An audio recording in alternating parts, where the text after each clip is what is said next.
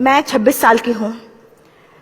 2011 में चलती ट्रेन से मुझे कुछ बदमाशों ने, मैं वॉलीबॉल चैंपियन भी रह चुकी हूँ, 2011 में चलती ट्रेन से मुझे बदमाशों ने एक गोल्ड चेन पहनी थी, चलती ट्रेन से मुझे उठा के बाहर फेंक दिया था। लखनऊ से दिल्ली आ रही थी मैं। कंपार्टमेंट में बहुत सारे, जनरल कंपार्टमेंट था, बहुत सारे लोग थे, किसी ने मना नहीं किया। एक प्लेयर का जो स्पिरिट होता है वो अपने आप, जब कोई छीनने की कोशिश करता कुछ भी, वो देता नहीं है। तो मेरे में भी था, मैंने मना किया और उन्होंने मुझे चलती ट्रेन से वो 4-5 ने उन्होंने बाहर फेंका।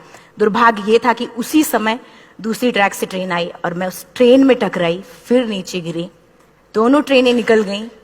कुछ देर बाद मैंने हाथ को ऐसे रख के उठने की कोशिश किया तो देखा कि मेरा पैर कट चुका था। थाई को उठा के देखा, मेरा पैर ऐसे जीन्स में लटका हुआ था, ब्लड फोर्सफुली निकल रहा, दूसरे पैर की हड्डियां टूट टूट के बाहर निकल चुकी थी। पूरी रात में चिल्लाती रही ट्रैक पे, छोटे छोटे पत्थर होते ऐसे चिल्लाती रही कि कोई बचा ले, कोई नहीं आया बचाने। और जब पूरी रात चिल्लाते चिल्लाते इतना कि मुझे दिखाई भी देना बंद हो गया, जब ट्रेन आता था तो वाइब्रेट होता था। इतना ही नहीं, फ्री का इनविटेशन भी लोगों को मिल गया था, कुछ लोगों को। ट्रैक पे आपने ट्रेन की ट्रैक पे छोटे छोटे चूहे देखे होंगे, मेरे कटे हुए पैर पे आग के मेरे पैर कुतर रहे थे। मैं ब्रेन कॉन्शियस मेरा पूरा काम कर रहा था मेरे, लेकिन बॉडी में कोई भी मूवमेंट नहीं था। पूरे पल में वही चीजें सोच कि कैसे मैं अपने आप को कैसे बचा पाऊं। लेकिन करीब पूरी रात ऐसे बीता।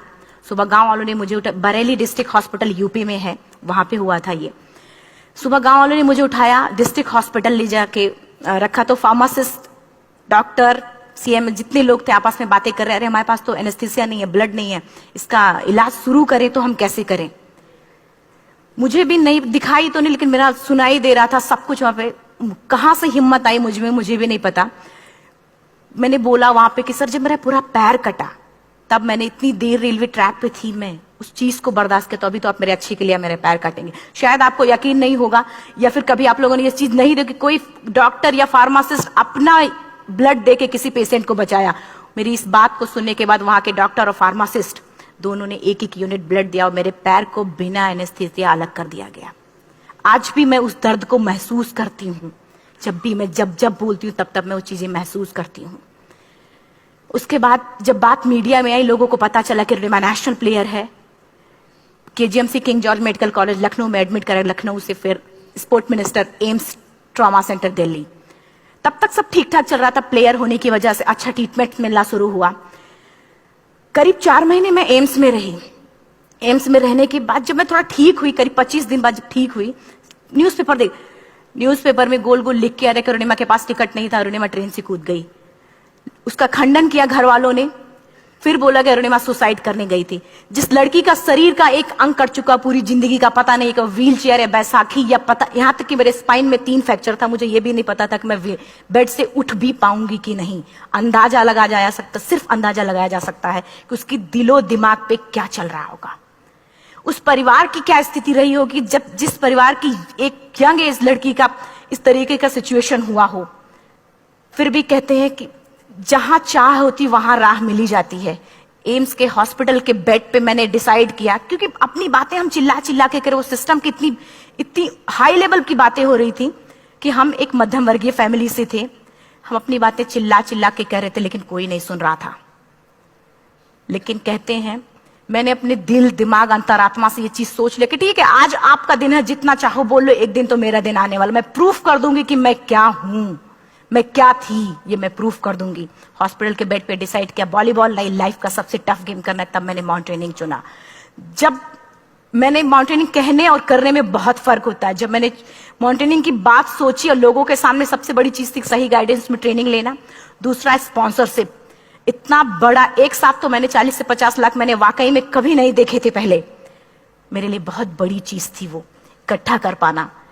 जब मैंने लोगों के सामने रखा कि मैं माउंटेनिंग करना चाहती हूँ, एवरेस्ट के लिए मुझे ट्राई करना है, हर किसी ने मुझे बोला कि क्या है, पागल हो चुकी हो क्या, तुम्हारा दिमाग खराब हो चुका, तुम कभी नहीं कर सकती माउंटेनिंग। एक पैर आर्टिफिशियल है, दूसरे में रॉड है, और तुम्हारा दिमाग खराब है, स्पाइन में भी फ्रैक्चर है, तुम पागल होगे, चुपचाप कोई नौकरी करो, जीवन यापन करो। क्योंकि लोगों का सबसे बड़ा प्रॉब्लम ये होता, लोग फिजिकल देखते, पैरों को मेरी अंतरात्मा में क्या चल रहा था वो तो किसी को पता ही नहीं था।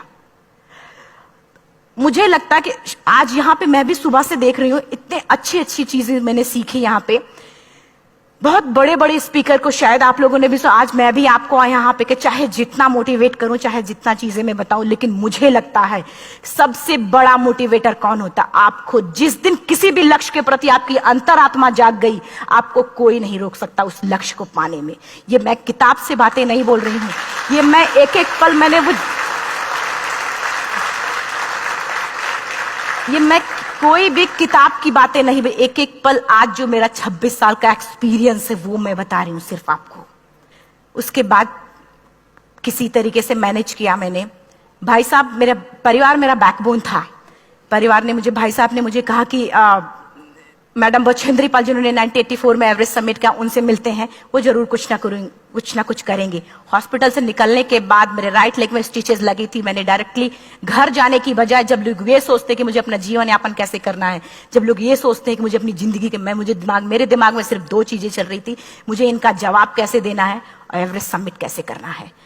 फर्स्ट तुरंत गए बछेंद्री मैम के पास। जब मिले, मैम ने फर्स्ट टाइम जब मुझे देखा तो उन्होंने कहा, अरुणिमा, उनकी आंखों में आंसू आ गए। उन्होंने बोला, अरुणिमा, तूने ऐसी हालात में एवरेस्ट जैसे दुरूह पहाड़ के बारे में सोचा तो तूने अपने अंदर तो एवरेस्ट फतह कर लिया, अब तो सिर्फ लोगों के लिए। मेरे परिवार को छोड़ के बाहर की पहली ऐसी महिला थी जिन्होंने मुझ पे भरोसा किया था कि हाँ अरुणिमा, तुम कर सकती हो।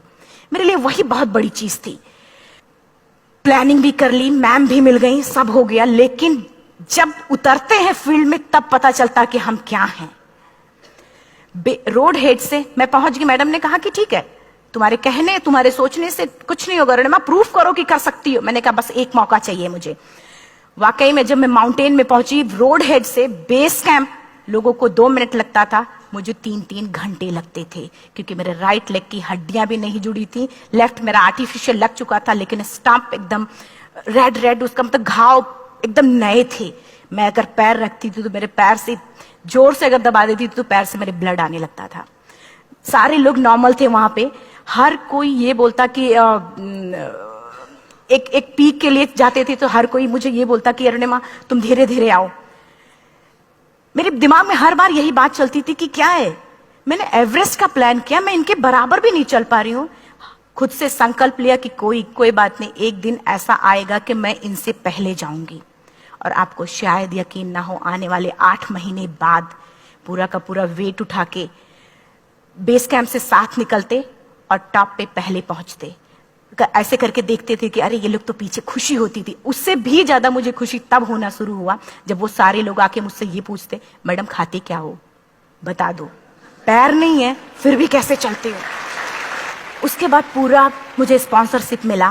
मैं जब एवरेस्ट के लिए गई, मेरे लिए सबसे बड़ा, एवरेस्ट की जर्नी में मेरे सबसे बड़ा चैलेंज यही था कि दूसरे को समझा पाना।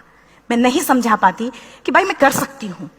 जब मैं एवरेस्ट के लिए, शेरपा होता, शेरपा को जब ये बात पता चला कि मेरा प्रोस्थेटिक लेग है, आर्टिफिशियल लेग है, दूसरे में रॉड, बोला नहीं ले जा सकता, इसकी वजह से तो मेरी भी जान जाएगी।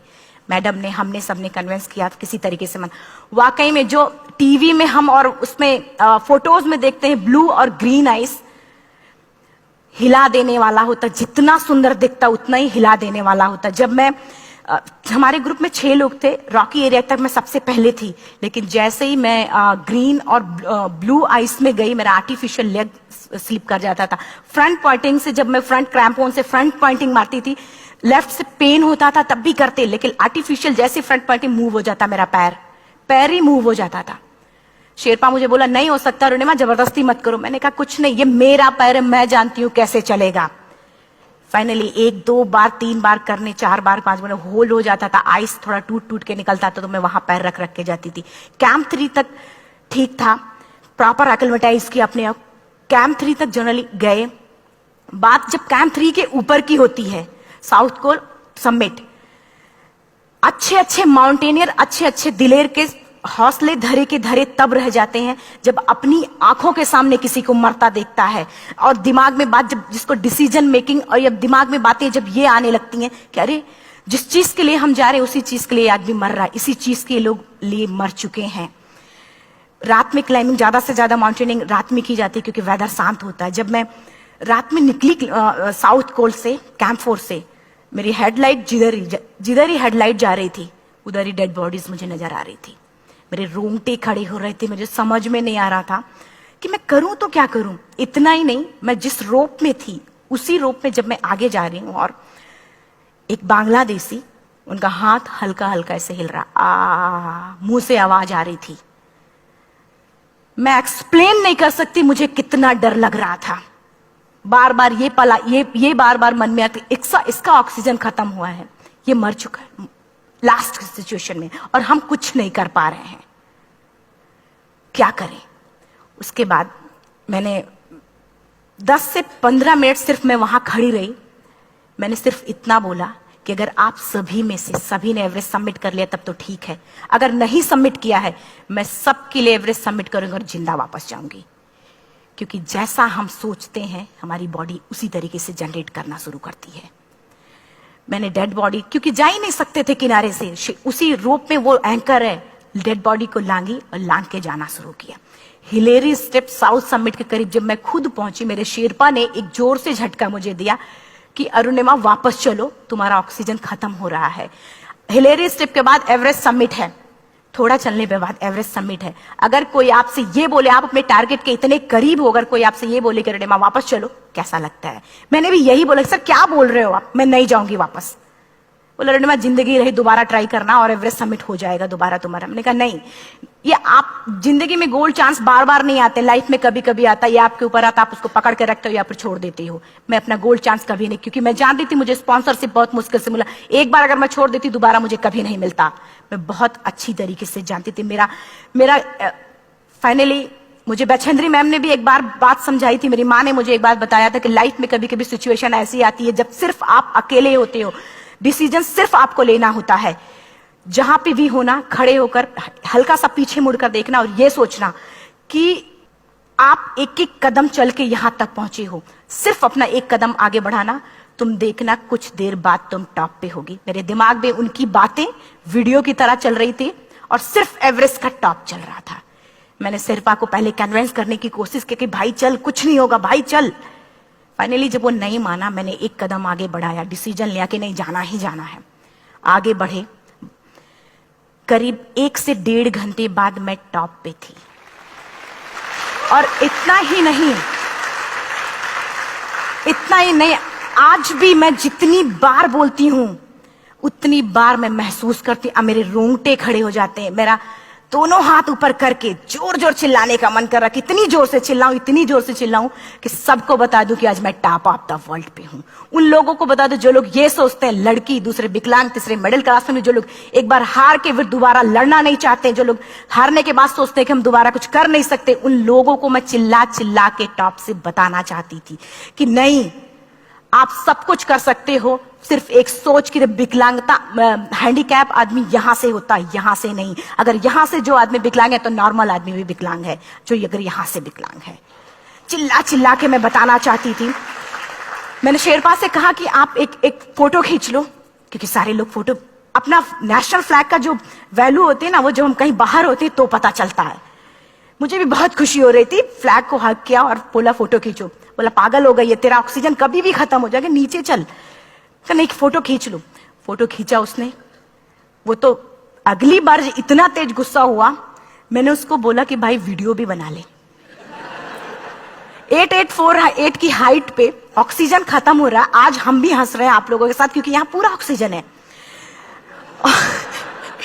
और 8848 की हाइट पे जब मुझे शेरपा, कोई भी शेरपा को बोलेगा भाई वीडियो बना, तो परेशान हो जाएगा, पागल हो चुकी, तुम मर जाए, यहां मैं जा रहा हूं नीचे। मैंने कहा नहीं, कुछ नहीं होगा, आप बनाओ वीडियो।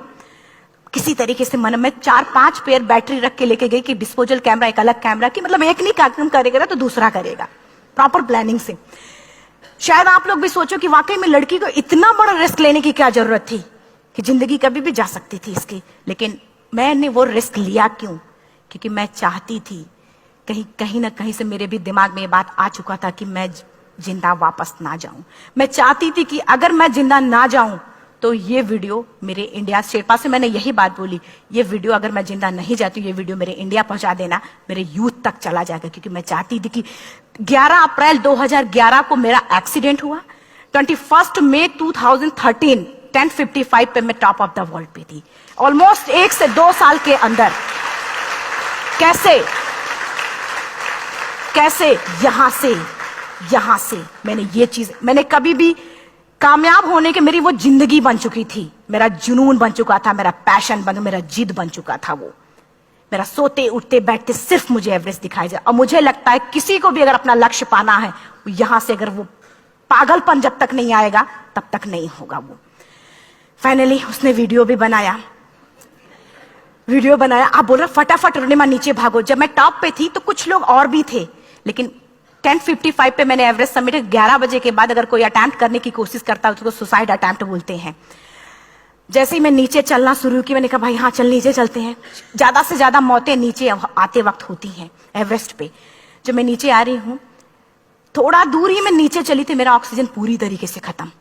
सिर्फ अंदाजा लगाया सकता कि जब ऑक्सीजन खत्म हुआ क्या परिस्थिति रही होगी। मैं ऐसे नीचे गिर गई और शेरपा मुझे बोल रहा कि अरुणिमा मुझे यकीन नहीं था कि तू एवरेस्ट सबमिट कर पाएगी, लेकिन फिर भी तूने किया।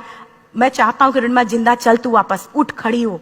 मुझे खड़ा करने की वो कोशिश कर रहा था बार बार, मैं खड़ी नहीं हो पा रही थी।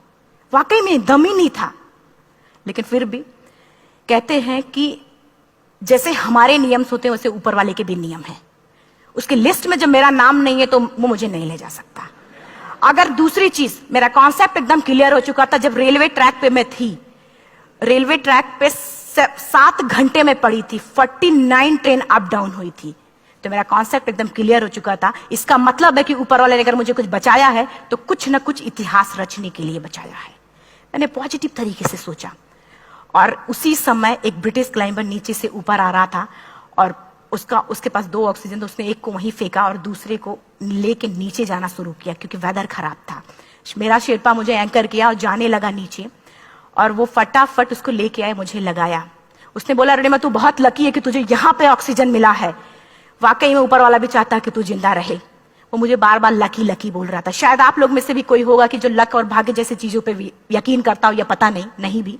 मैं किसी की भावनाओं को ठेस नहीं पहुंचाना चाहते, लेकिन मैं किसी भी चीजों पे भरोसा नहीं करती, क्योंकि मेरा मानना है कि लक भी उसी का साथ देता है जिसके अंदर जीतने का जज्बा है। अगर आपके अंदर जीतने का जज्बा नहीं है, चारों तरफ सिर्फ बहाने होते हैं, सिर्फ बहाने, इतना सारा एक्सक्यूज होता है। शायद मैं भी अगर वापस आ गई होती तो मैं बोल देती मेरा ऑक्सीजन खत्म है, कोई मुझसे पूछने ना बचेंद्री मन, न मेरा परिवार, कोई भी मुझे पूछने नहीं आता। लेकिन क्या कभी मैं अपने आप को समझा पाती? कभी नहीं।